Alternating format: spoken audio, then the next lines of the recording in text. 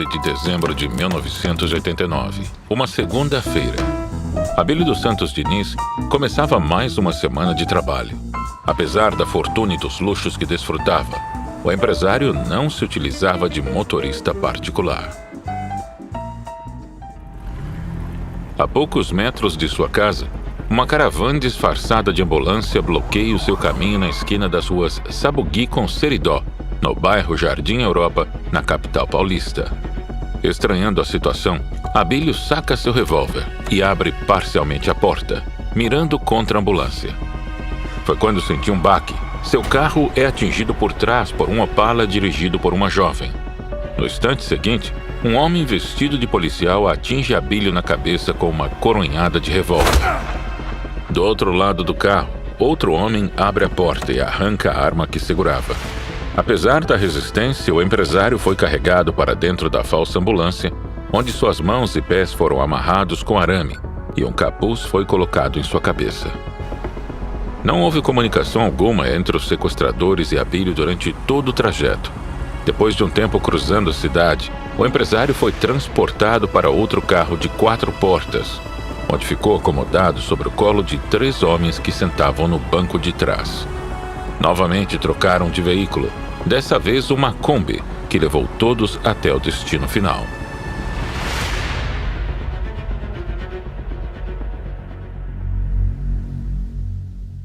Chegando no local do cativeiro, Abílio foi levado para o subsolo. Tiraram sua roupa e lhe deram uma calça de abrigo para vestir.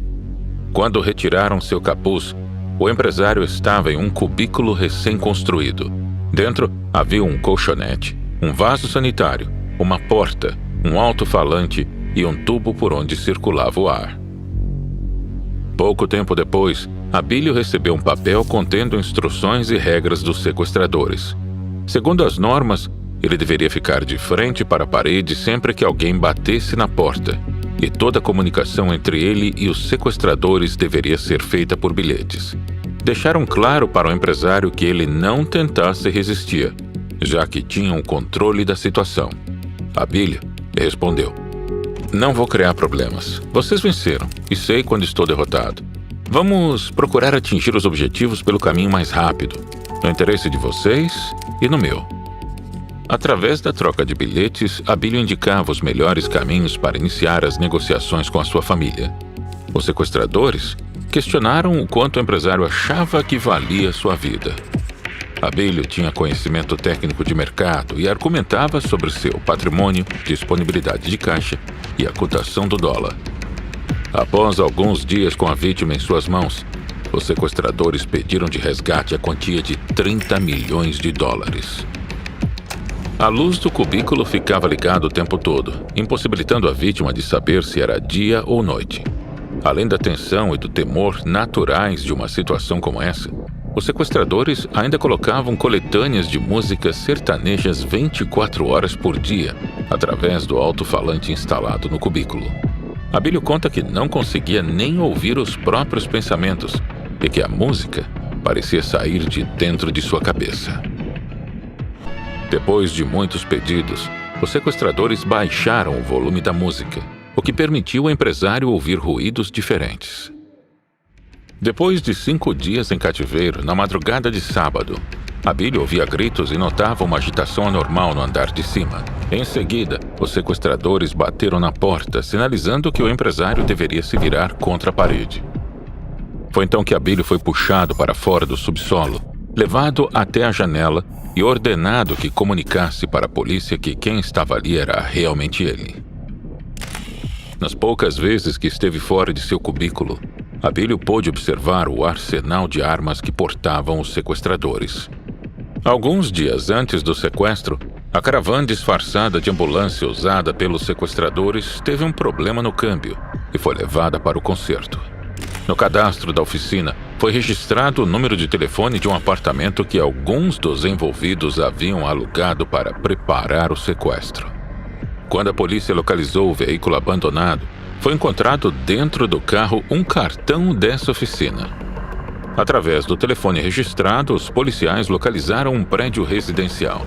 Chegando lá, encontraram o dono do apartamento entregando as chaves para o porteiro. Em um dos bolsos do homem abordado, foi encontrado um papel com um endereço, o que levou os policiais até o cativeiro de Abílio, a casa número 59 na Praça Hashiro Miyazaki, no bairro do Jabaquara, na zona sul de São Paulo.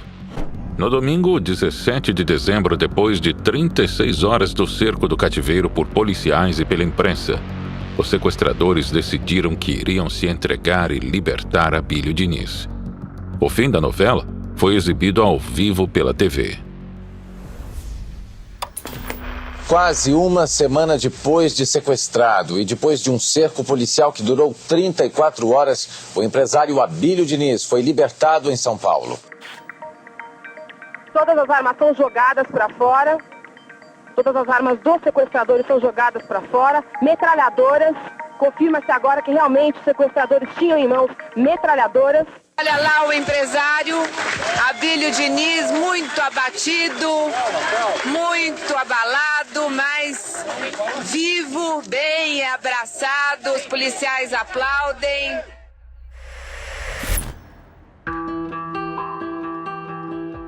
Abílio dos Santos Diniz é um mega empresário brasileiro. Foi sócio de grandes empresas do varejo como Pão de Açúcar, Extra e Ponto Frio. Presidente dos conselhos de administração da BRF e da Península Participações, além de membro dos conselhos de administração do Carrefour Brasil. Diniz foi eleito pela revista Forbes em 2016, a 477ª pessoa mais rica do mundo, 14º lugar entre os brasileiros. Nascido em 1936 na capital paulista, Abílio é o mais velho entre os seus 6 irmãos. Na época de escola, sofria por ser tímido, baixinho e gordinho, mas o bullying serviu de inspiração para o menino. Voltando-se para as artes marciais e o esporte, Abílio aprendeu a se defender e desenvolveu confiança. Segundo ele próprio, os esportes foram um meio para desenvolver o autoconhecimento, disciplina e competitividade.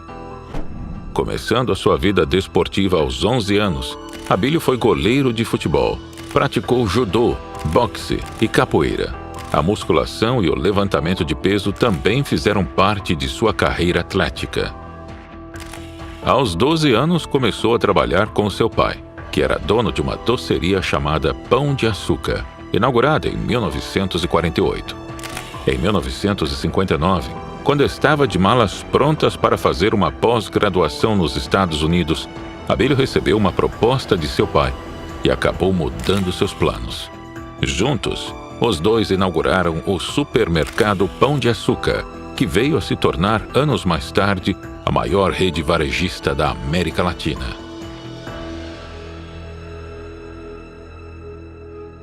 Em 1968, o Pão de Açúcar já contava com 40 supermercados e mais de 1.600 funcionários. Nessa época, o empresário praticava motonáutica, conquistando 3 vezes o Campeonato Brasileiro na modalidade. Além disso, foi campeão das 1000 milhas de Interlagos em 1970. Com Abílio à frente dos negócios, a rede Pão de Açúcar teve um crescimento exponencial nas décadas de 60 e 70, sendo a primeira rede de supermercados a ter uma loja dentro de um shopping e a funcionar 24 horas por dia. Após recorrentes desentendimentos entre a família, Diniz se afasta dos negócios no final dos anos 70.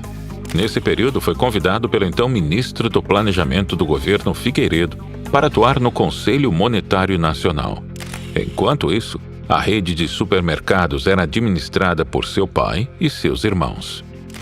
Com a forte inflação e instabilidade econômica que marcaram a década de 80, a rede perdeu força e os negócios da família começaram a falir. Com a situação delicada, o pai de Abílio decide pedir ao seu filho que retornasse à direção da empresa. Em 1989, Abílio se tornou presidente executivo da companhia, onde reestruturou as finanças, cortou despesas e colocou a rede de supermercados de volta nos trilhos.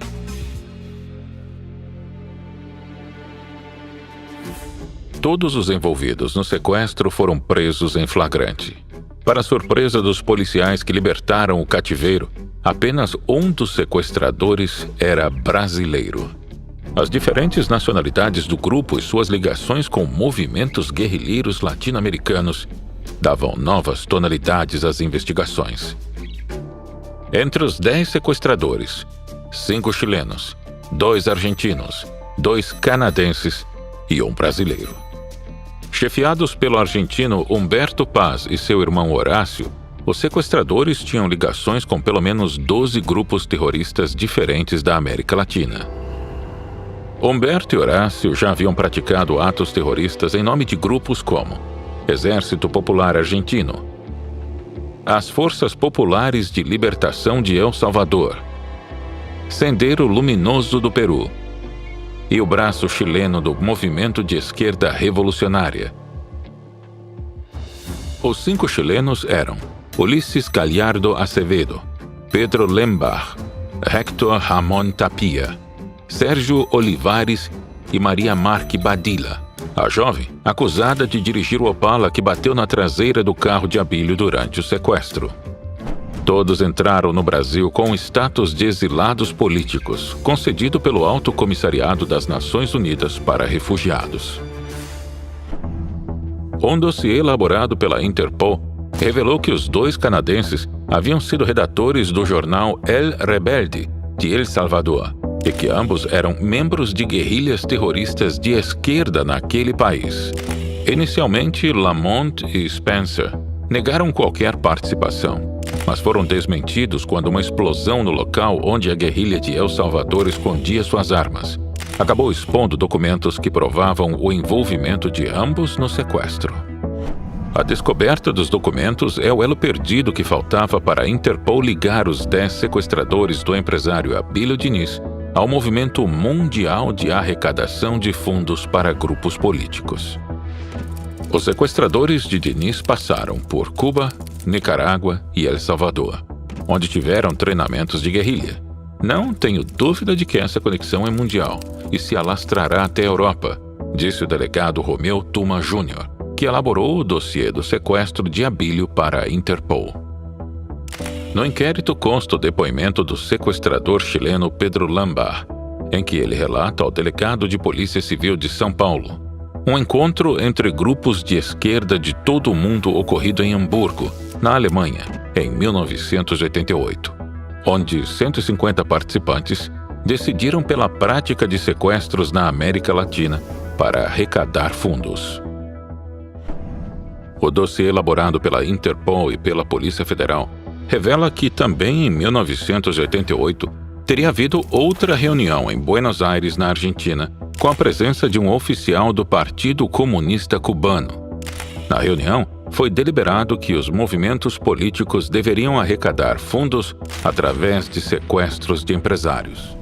Esses mesmos grupos participaram de outros 3 sequestros no Brasil, envolvendo as vítimas Antônio Beltrán Martinez, ex-vice-presidente do Bradesco, e os publicitários Luiz Salles, Geraldo Alonso e Washington Oliveto.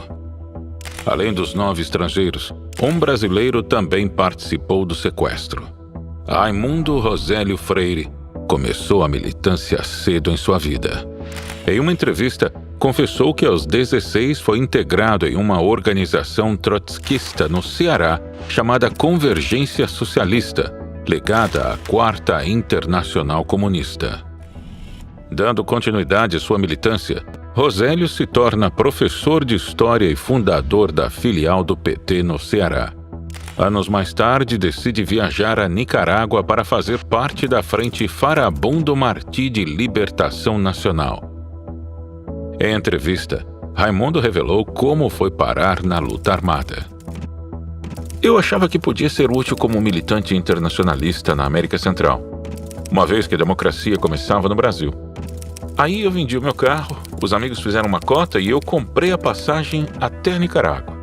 Deixei a companheira, a faculdade de História, o meu trabalho como chefe de recepção de um hotel 4 estrelas, o apartamento classe média e fui embora. Na Nicarágua não era só discurso. Lá tivemos uma guerra. Eu integrei as atividades armadas. Hoje, ainda pago um preço emocional e pessoal por esse sofrimento de guerra. Eu acho que eu não poderia me furtar. Estava envolvido em meus princípios, em minha ideologia e na minha luta. eu não renego a luta armada. O sequestro do empresário ocorreu no intervalo entre o primeiro e o segundo turno da eleição presidencial de 1989. Os candidatos em disputa eram Luiz Inácio Lula da Silva e Fernando Collor de Mello. No cativeiro, uma descoberta dava ainda mais uma nova face para o que parecia ser um simples sequestro de um empresário famoso. Além de armas e munição, foi encontrado material de campanha do Partido dos Trabalhadores e de Lula, como adesivos, camisetas e bandeiras.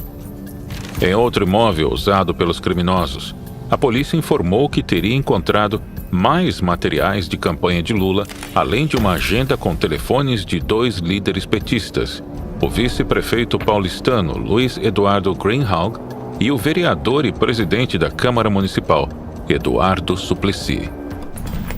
Realmente, esse foi um sequestro com desfecho feliz. E a polícia acredita que com o desfecho desse sequestro também tenha solucionado o sequestro do empresário Beltrão Martinez e do publicitário Luiz Salles. O empresário Abílio Diniz saiu com vida e muito bem. Populares aclamam.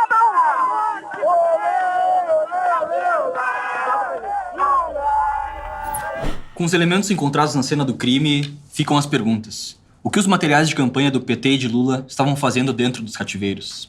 Por que os sequestradores estavam na posse dos telefones de 2 principais líderes do PT na época? Qual é a relação do partido com o sequestro? Vamos às teorias, então, de qual a relação do PT, dos sequestradores, da esquerda latino-americana com o sequestro do empresário Abílio Diniz.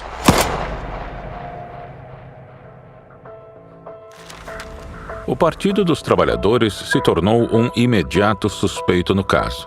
Mas apesar do material encontrado, os policiais não conseguiram fazer nenhuma ligação direta dos sequestradores com qualquer membro do partido. Tendo em seu quadro uma série de ex-guerrilheiros comunistas, o PT é membro fundador do Foro de São Paulo, idealizado por Lula e Fidel Castro em um encontro em Havana. Em 1990, quando criamos o Fórum de São Paulo, nenhum de nós imaginava que em apenas 2 décadas chegaríamos onde chegamos. Naquela época, a esquerda só estava no poder em Cuba. Hoje, governamos um grande número de países. E a ideia surgiu de uma conversa de Fidel Castro com Lula. O Fórum de São Paulo foi uma criação nossa, do PT. E eu quero, companheiro da direção do Fórum de São Paulo, debitar parte da chegada da esquerda ao poder da América Latina pela existência dessa cosita chamada Fórum de São Paulo.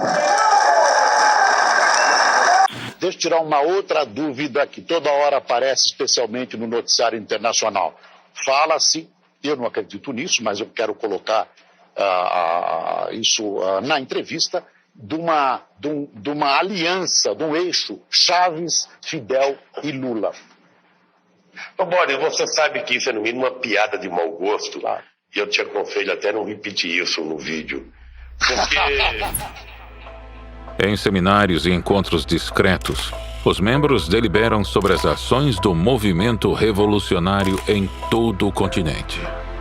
Lembramos que o dossiê elaborado pela Interpol e pela Polícia Federal revelou que 1 ano antes do sequestro, teria havido outra reunião em Buenos Aires com a presença de um oficial do Partido Comunista Cubano, e nessa reunião foi decidido que os movimentos políticos deveriam arrecadar fundos através de sequestros de empresários. Segundo as investigações, o dinheiro dos sequestros de Washington Oliveto, Luiz Salles, Geraldo Alonso e Abílio Diniz iria para as organizações como as Farc e o MIR chileno, dos quais os membros já participaram de reuniões do Foro de São Paulo. Recibí a invitación para asistir en 1995 al Foro de San Pablo, que se instaló aquel año en San Salvador. En aquella ocasión yo conocía a Lula, entre otros. Y me llegó alguien a mi puesto ahí en la reunión, a una mesa de trabajo donde estábamos un grupo conversando. Y recuerdo que me puso la mano por aquí y me dijo, hombre, quiero que hablemos. Y yo le dije, ¿quién eres tú? Raúl Reyes, uno de los comandantes de las Fuerzas Armadas Revolucionárias de Colômbia.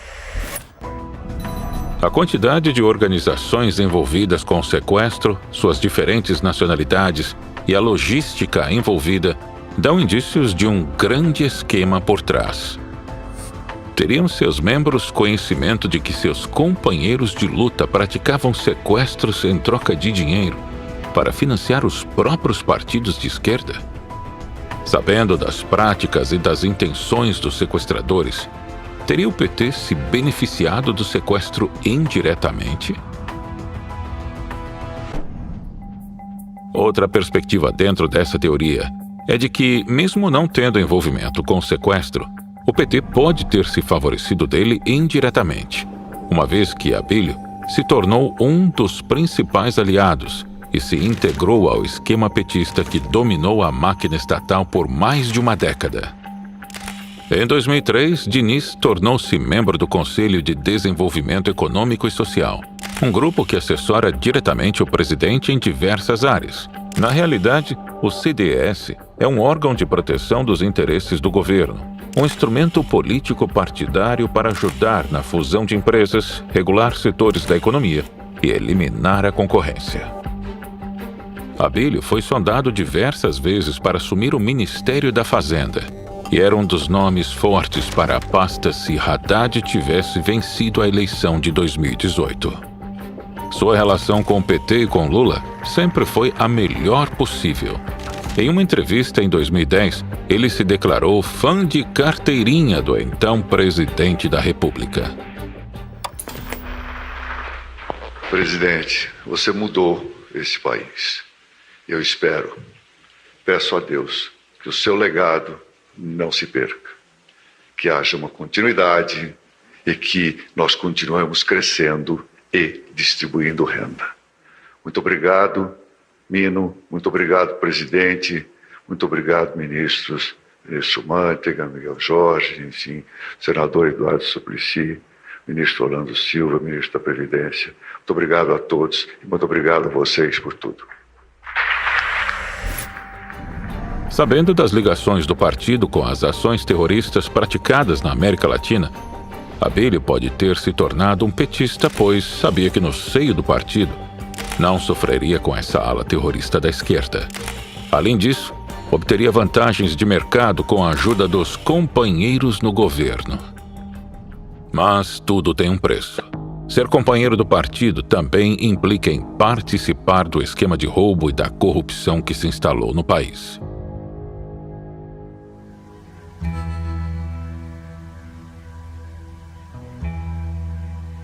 Dilma Rousseff, eleita para seu primeiro mandato como presidente, mandou anunciar o nome do ministro mais poderoso de seu governo. Antônio Palocci, ex-ministro da Fazenda, ex-deputado federal, ex-prefeito de Ribeirão Preto, assumia a chefia da Casa Civil. Era a ressurreição política de Palocci, afastado do governo Lula pelos escândalos de corrupção que assumiu em seu nome, para livrar o partido das condenações. Palocci havia perdido o cargo, mas não a influência. No seu retorno ao cenário político, coordenou e atuou como arrecadador informal da campanha de Dilma, ao lado do tesoureiro do PT, João Vacari. Nas palavras de Dilma, Palocci foi um dos artífices da jornada vitoriosa. No dia em que foi anunciado como ministro de Dilma, Palocci recebeu um pagamento de R$1 milhão na conta de sua consultoria. Anos mais tarde, Palocci foi preso na Operação Omertá e condenado a 12 anos e 2 meses de reclusão por corrupção passiva e lavagem de dinheiro. Após uma briga com o líder do partido, José Dirceu, Palocci fechou acordo de delação premiada com a Polícia Federal na Operação Lava Jato. Segundo uma de suas delações, o pagamento de R$1 milhão foi feito por Abílio e serviria para comprar Palocci, que ajudaria na fusão entre o Pão de Açúcar e as Casas Bahia, facilitando a concessão de um empréstimo ao empresário pelo BNDES. Diniz queria o dinheiro emprestado para tentar evitar que o grupo francês Casino assumisse o controle do Pão de Açúcar. Notas divulgadas em 2015 pelas partes confirmam diversas transações entre as empresas de Abílio e a consultoria de Palocci. O dinheiro de Abílio, destinado para facilitar seus esquemas, foi embolsado por Palocci, mas o favor não foi atendido. Em um jantar entre Lula e o presidente do Grupo Casino, este solicitou a ajuda do então presidente da República para barrar a expansão dos negócios de Abílio, pois era ele que queria fazer fusões entre o Carrefour com empresas do varejo brasileiro. Após o jantar, comunicou a Palocci que aceitou segurar Abílio no que fosse preciso. O ex-presidente Lula e o PT teriam recebido 138 milhões e 600 mil reais para garantir a venda do Grupo Pão de Açúcar ao Casino. A acusação é do ex-ministro Antônio Palocci, que fechou acordo de delação premiada. De acordo com Palocci, Lula usou a influência política que tinha para fazer o BNDES negar um financiamento ao empresário Abílio Diniz, do Grupo Pão de Açúcar. O ex-ministro do PT contou ainda que, como o valor da propina era muito alto, foi preciso parcelar os pagamentos. Na delação, Palocci deu detalhes de como parte desses valores foi repassado para campanhas eleitorais do PT e de como o ex-presidente Lula recebeu, pessoalmente, dinheiro do esquema. O dinheiro teria ficado guardado em uma conta na filial do Banco Safra, na Suíça. O PT teria começado a receber os valores por doações oficiais e Caixa 2. 2 milhões de reais teriam ido para a campanha de Fernando Haddad, à Prefeitura de São Paulo, em 2012. Outros 10 milhões para a campanha de reeleição de Dilma Rousseff em 2014. Já a parte de Lula teria sido paga por repasses ao instituto dele e também em dinheiro vivo. Palocci revelou que fez pessoalmente pelo menos 5 saques entre 20 e 100 mil reais para levar a Lula. Em uma das vezes, o dinheiro foi entregue e escondido em uma caixa de lenços. Outras 2 entregas, de 50 mil reais cada, aconteceram na sala presidencial do aeroporto de Brasília, em caixas de celulares, e outra em caixas de uísque, dentro do avião presidencial, no terminal de Congonhas, em São Paulo. Em depoimento à Polícia Federal, o motorista de Palocci, Carlos Pocente, disse que o mesmo tinha o costume de receber pessoas na garagem dos edifícios em que se localizavam suas consultorias. Recebendo pessoas como Marcelo Odebrecht, João Vacari, Léo Pinheiro e Abílio Diniz. Dos citados pelo motorista, só Abílio não foi preso, embora tenha sido indiciado no âmbito das investigações da Operação Carne Fraca. Os demais foram presos na Lava Jato. Ao todo, Palocci deu 23 depoimentos que apontam uma sucessão de ilícitos e propinas, que chegou a mais de 300 milhões de reais, supostamente arrecadadas e repassadas por empresas, bancos e indústrias a políticos e partidos nos governos de Lula e Dilma. Os depoimentos de Palocci passam por grandes obras de infraestrutura, contratos fictícios, doações por meio de Caixa 2, liberação de recursos do BNDES e de créditos do Banco do Brasil, criação de fundos de investimentos, fusões e elaboração de medidas provisórias para favorecer conglomerados. Palocci cita os ex-presidentes Lula e Dilma, o ex-prefeito de São Paulo, Fernando Haddad, o ex-governador de Minas, Fernando Pimentel, a deputada Gleisi Hoffmann, o ex-senador Lindbergh Farias, o ex-presidente do BNDES, Luciano Coutinho, e o ex-ministro da Fazenda, Delfim Neto. Ainda, Palocci menciona Grupo Odebrecht, Ambev, Grupo Camargo Correia, Banco Safra, Casino, Instituto Lula, Paique Participações, Votorantim, Ara Cruz, BTG Pactual, Grupo Parmalat, Itaú Unibanco, Bradesco, Vale, Brasil Seguros, BNDES, Sadia Perdigão, OS e o Grupo Pão de Açúcar. Mas toda história tem seus dois lados. Vamos agora à segunda teoria do porquê Abílio Diniz foi sequestrado. A segunda teoria é sustentada por aqueles que dizem que o material de campanha e a agenda com o número de líderes petistas foi uma armação da polícia que plantou o material no cativeiro e obrigou os sequestradores a vestirem as camisetas do PT para a imprensa tirar fotos. Isso teria sido feito a fim de prejudicar Lula nas eleições, que se encerravam no dia em que o material foi encontrado. Petistas e militantes acusaram a Globo pela manipulação midiática, uma vez que era conhecido o apoio que o então adversário de Lula, Fernando Collor, tinha das organizações Globo e de seu dono, Roberto Marinho. O líder do grupo, Humberto Paz, revelou perante o juiz que foi obrigado a vestir a camiseta do Partido dos Trabalhadores pela Polícia de São Paulo. Outro sequestrador relatou que, no sábado de manhã, dia 16 de dezembro, alguns policiais também arrancaram minhas roupas e me colocaram uma camiseta do Partido dos Trabalhadores, afirmou. O diretor do Departamento de Homicídios da Polícia Civil, Gilberto Cunha, nega as acusações. Anos mais tarde, quando Lula foi preso pelas ilegalidades relacionadas ao seu triplex no Guarujá, a deputada e presidente do PT, Gleisi Hoffmann, relacionou a atuação do judiciário com a cobertura feita pela mídia do sequestro de Abílio Diniz, alegando que ambos são armações para prejudicar o partido. Ainda foi levantada a hipótese de que os bandidos espalharam material de propaganda petista na casa, para que, se fossem presos, se beneficiassem das penas mais brandas que a lei estabelecia para os crimes com motivação política. Os 10 presos foram condenados a penas de 26 e 28 anos de prisão pelo sequestro. Eduardo Suplicy, Lula e outros líderes petistas então iniciaram uma verdadeira cruzada internacional pela libertação dos criminosos, fazendo visitas e pressionando o governo de Fernando Henrique para libertar os presos. Os criminosos entraram em greve de fome 2 vezes, enquanto ficaram encarcerados, exigindo que o governo brasileiro extraditasse os 9 estrangeiros do grupo para seus países de origem. Nosso movimento não cessará até os companheiros canadenses terem sido transferidos para seu país. Os argentinos e chilenos expulsos do Brasil e Raimundo indultado. Se necessário, pagaremos com nossas vidas, disseram os presos.